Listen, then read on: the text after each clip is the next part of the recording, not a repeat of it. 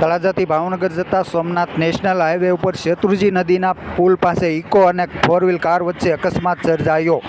બનાવની જાણવા મળતી વિગતો અનુસાર તળાજાથી ભાવનગર જતા સોમનાથ નેશનલ હાઈવે ઉપર શેત્રુંજી નદીના પુલ પાસેના જ વિસ્તારમાં અકસ્માત થયો હતો અને અકસ્માતની ઘટનામાં સદનસીબે કોઈ જાનહાનિ થવા પામેલ ન હોવાનું જાણવા મળ્યું હતું. બનાવના પગલે આસપાસના વિસ્તારમાંથી મોટી સંખ્યામાં લોકો એકઠા થઈ ગયા હતા.